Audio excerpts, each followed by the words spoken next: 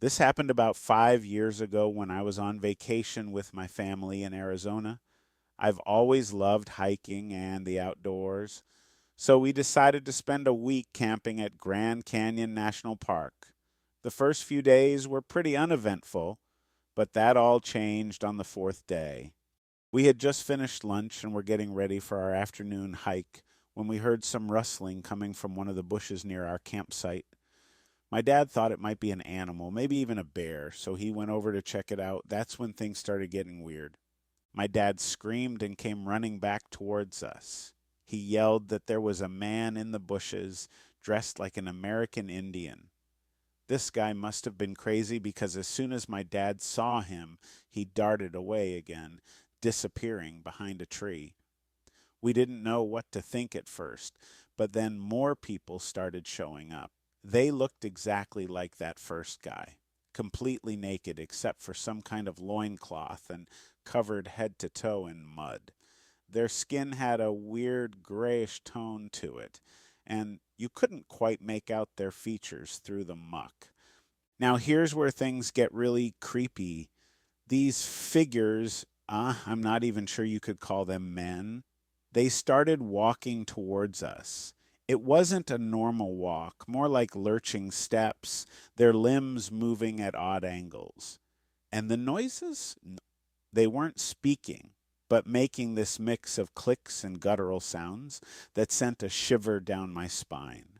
It was almost like a bird call, but warped and wrong, like something trying to mimic a human voice, but not quite getting it right. We all just froze. Nobody even breathed. It felt like forever before anyone moved. But eventually, someone yelled for us to run. And we did. We took off down this trail, those figures closing the distance behind us. It wasn't a sprint for them, more like a steady, relentless walk. They never made a sound, but I could still feel them at our backs. The trail was barely wide enough for two people, a wall of trees and brush on either side. There was nowhere to hide, nowhere to run if they caught up. We kept glancing over our shoulders, watching those muddy figures get closer and closer. For a moment, I thought it was over, that one of them might reach out and grab us. After what felt like forever, we risked a look back and they were gone. The relief washed over us, but mixed with a new kind of fear. It seemed impossible they'd just vanished, but the trail was empty. Once we finally got far enough away, my mom called 911. The whole time I was shaking, couldn't even hold the phone steady. We waited for the cops, but I could still see them in my mind, moving through the trees, soundlessly closing in. There hasn't been any evidence found since then suggesting there actually was anything going on. It's possible this could have just been some sort of practical joke played by people who knew each other. However, no suspects were ever identified. Because of such little information available surrounding this incident, many theories exist. Some speculate it was a mass hallucination or fabrication due to the high stress situations experienced during hikes in the Grand Canyon area. Others believe its true nature is related to the cryptozoology field, suggesting an unknown creature native to the region, a skinwalker shapeshifter that can take the form of various animals, including humans. These are simply speculations without physical proof currently backing them. Either way, if you ask me whether it was real or not, my answer would be yes. Why do I say this? Because despite a lack of evidence proving their existence, stories and sightings continue to emerge across the world in different languages and cultures. These narratives have the same details occurring within them, sometimes hundreds of years apart and separated by vast distances. How else can we explain this occurrence unless there is validity and authenticity associated with the phenomenon? I'll be honest, it's shaken me up. We never saw them again. The cops didn't find any clues. It's like the whole thing vanished into thin air. Some people think we just got spooked. that it was heat exhaustion or something playing tricks on our minds, but I saw them clear as day. My whole family did. And those noises, they weren't natural. We didn't hear much else about it from the park afterward. Maybe it was covered up, or maybe there's something they don't want the public to know. The Grand Canyon's a big place, a lot of wild country. Who knows what could be hiding out there? Things we don't hear about on the news. Later, after we got home, I started reading about the area.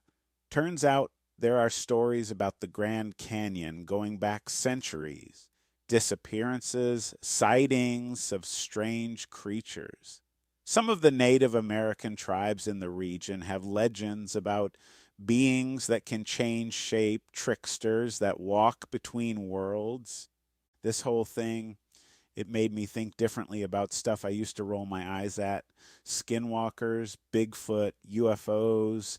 I always figured those were just made up stories or misidentified animals. But after that day, I don't know. It's made me realize that maybe there's a whole lot more to this world than we understand.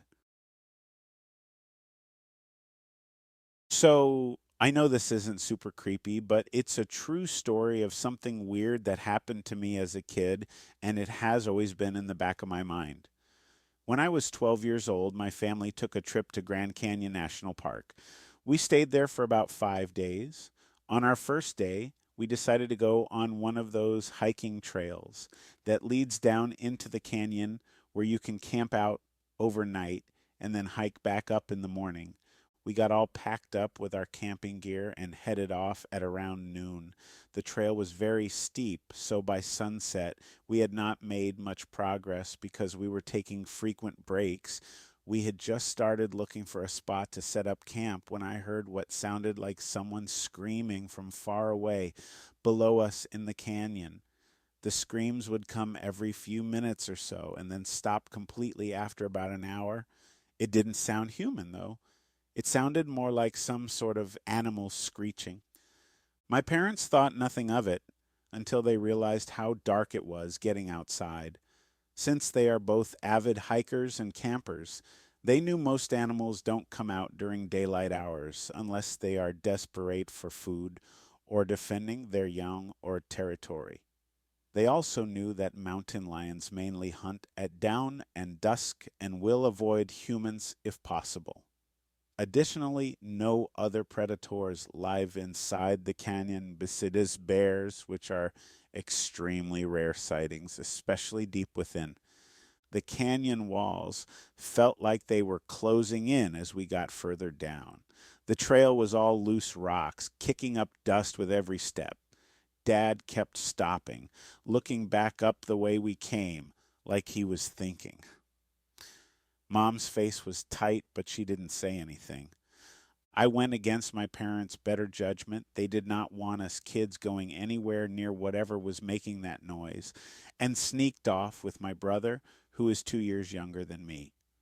We hoped to see what exactly was making that noise as soon as we reached where we could hear it clearly, which took longer than expected since voices can travel in strange ways due to echoes. It stopped completely again. It was almost as if something sensed us coming closer and wanted to be quiet or hide from us. My brother wanted desperately to leave, but I didn't want anything else exciting to happen besides hearing strange noises while sitting safely on top of rocks. He finally convinced me to leave after another half hour or so when he threatened to tell our parents everything I did wrong that day. He wasn't kidding either. Even now, thinking back on this, I get chills, remembering how intense the silence seemed, without birds chirping, wind blowing, rustling leaves, or anything else. The next day, while talking about heading home early due to fear that whatever might be hiding below them, ready to pounce, we ran into an older couple returning from the lower parts. They said that the only thing they had seen down there were turtles walking along creek beds and water holes.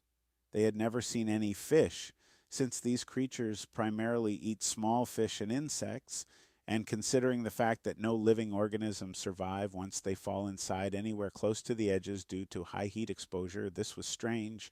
They also noticed a lack of bird activity around the area, even though there were lots of bugs and insects everywhere else nearby, including plenty flying overhead whenever they passed through certain spots. Also, every single bush and tree growing along the cliff sides appeared to have fresh cuts across the branches and stems, except the ones closest to the tops, ledges, or the ground. This means somebody must have used tools, knives, or hands to hack or prune all of them. The cuts were evenly spaced apart with evenly sized chunks missing from the bark and stems without disturbing the soil underneath whatsoever. Overall, we felt really uneasy being anywhere near the edge anymore, knowing somebody must have done something dangerous recently without telling anyone else beforehand. The whole thing stuck with me ever since. Sometimes at night, when I'm out camping, I hear something moving around the edge of the firelight, a rustle in the leaves. Makes me jump even though I know it's probably just a deer or something. Then I remember that sound in the canyon and a chill goes down my back. My cousin, he lives out in New Mexico, told me about something he saw while driving late at night. A tall, dark figure that moved too fast to be a man just vanished into the desert. Now, he's not the kind to make stuff up, and he didn't sound scared, just matter of fact, like it was just another weird thing you see out there sometimes. Makes me wonder what else is out there. Stuff we don't hear about on the news or read in books. The world's a big place, and most of it's still wild, even with all our roads and cities. Maybe those old stories about creatures in the shadows, the ones folks used to tell around the campfire, maybe they weren't all lies, just about things most people never get to see. I don't know what I heard down in the Grand Canyon that day. Never found any stories about anyone going missing around that time, and the rangers acted like we were crazy. But I know what I heard, and I know it wasn't any animal I ever heard before.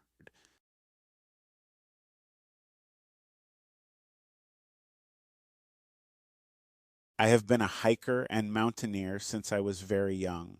My father and grandfather were both avid outdoorsmen, taking me to the mountains as soon as I could walk. For many years, we visited Grand Canyon National Park in Arizona every summer for 2 weeks of camping and hiking. The first time I had an encounter with something strange at the Grand Canyon was during my 10th year. On this trip, my father decided it would be fun to take me on a solo hike down into the canyon itself.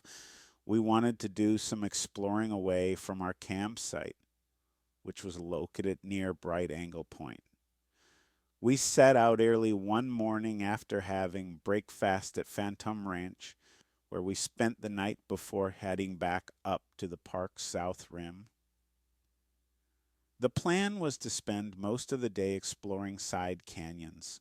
We would stay close enough to avoid losing sight of our campground or getting lost ourselves.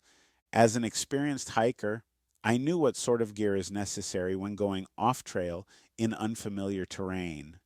Still, I didn't think much about it because all seemed safe, being only half a mile from base camp. It wasn't long before we found ourselves traveling through thick brush and trees alongside a small stream. Just typical scenery for this area, but things started feeling different than usual very quickly. There were no birds singing anywhere near us, and even though it wasn't yet noon, everything seemed darker than normal. After about another 30 minutes of walking downstream, something happened. Suddenly, Dad stopped dead in his tracks and grabbed me by the arm. He asked me if I had heard that. We froze right there without moving, and then, not far behind us, we heard branches snapping loudly coming towards us. I turned around fast, trying to see what had made such a noise, but couldn't see anything except more thick brush and trees. Whatever it was sure sounded big, though. When nothing else happened, we continued down canyon until reaching a large boulder blocking the path ahead. Dad walked over to look behind the rock, yelling to see if anyone was there. There wasn't any answer, but he did notice boot prints on the ground next to the stone. This freaked him out more than anything else so far. And he told me we were getting out of there. He told me later that he felt like someone was watching and following them the entire time. They had been bushwhacking through the dense foliage. We headed back fast, not even slowing down until we were nearly at the trailhead. Dad kept looking over his shoulder, and so did I, even though I didn't want to admit I was scared. I didn't ask any questions, but I don't think he would have answered anyway. He looked shaken up. That smell, I'll never forget it. Even after we were out of the woods, it seemed to hang in the air around us as we climbed out of the canyon. We didn't say another word about what happened for the rest of the day, and I'm pretty sure we didn't go on many more hikes without Mom that summer. Whatever it was sure sounded big, though. When nothing else happened, we continued down canyon until reaching a large boulder blocking the path ahead. Dad walked over to look behind the rock, yelling to see if anyone was there. There wasn't any answer, but he did notice boot prints on the ground next to the stone. This freaked him out more than anything else so far, and he told me we were getting out of there. He told me later that he felt like someone was watching and following them the entire time they had been bushwhacking through the dense foliage. When Dad stepped out from behind the boulder, he looked different, pale and kind of wild-eyed. He grabbed my arm tight and said, "Let's go, now!" Just as we turned to leave, I saw it. A flash of movement against the dark trees just before it ducked out of sight. Not a person, way too tall, and the way it moved, wrong. Like it shouldn't have been able to stand like that. I don't know how to explain it, but whatever it wasn't right. I didn't say another word about what happened for the rest of the day, and I'm pretty sure we didn't go on many more hikes without Mom that summer. I shoved the whole thing out of my mind for years. Figured it was a weird trick of the light or an animal I couldn't recognize. But lately, I've been thinking about it more. You know those weird internet stories people tell about creepy stuff in national parks? Well, I started reading some about the Grand Canyon. Turns out I'm not the only one who's seen something strange out there. There was one story in particular that made me sit bolt upright. This guy was hiking solo, way down in a side canyon, just like me and Dad. He said he also got the feeling he was being watched and smelled something awful, just like rotten meat. Then he saw it, something huge, dark, lurking up on a ridge above him.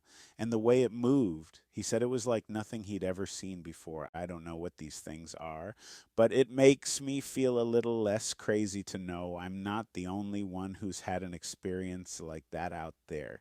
It gets you thinking, doesn't it? The wilderness is so huge and there are so many places we just don't go. Who knows what could be hiding out there just out of sight?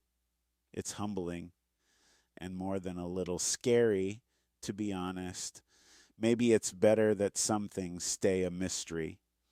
Anyway, thanks to Matt for letting me share my story. It's been a while since I thought about that day in the canyon, and it's good to get it all out.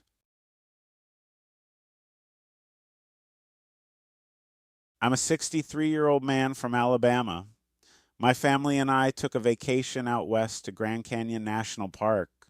It was my first time visiting, but my wife and son had been there over 20 years ago. We decided to take a helicopter tour of the Grand Canyon to see it from a different perspective. Our guide, Rick, picked us up. He mentioned being part Native American, specifically Navajo, which seemed fairly common for guides in the area. Rick took us all around the park, sharing bits of its history and geological facts. The helicopter's roar drowned out some of his words, but I caught the important bits. We even stopped at an old mining site where one of his ancestors tragically died in a collapse. The air was dry and dusty there, a few metal scraps scattered in the sun like bones. As we approached an area Rick called the temple, we saw an unusual rock structure. It was tall and narrow, like a chimney, with just enough space inside for three people to stand shoulder to shoulder. Smaller rocks surrounded the structure in a circular pattern. This here is an old Anasazi prayer chamber, Rick explained as he landed the helicopter nearby. The heat radiating off the rocks was intense, and the air felt thin, a stark contrast to the shaded interior of the chamber. Anasazi? My son asked. Yes, sir. The Anasazi were an ancient Native American people who lived here long ago in pre Columbian times, Rick elaborated. My wife then asked why no one ever talked about them if they were so important. Rick shrugged, admitting that no one knows much about them other than that they mysteriously disappeared hundreds, if not thousands, of years ago. The structure didn't have any obvious entryway, and it seemed like no one had used it recently. Everything around it appeared undisturbed.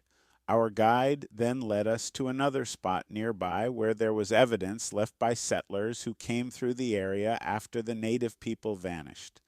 Bullet casings were scattered across the ground, leading up to strange carvings etched into larger stones.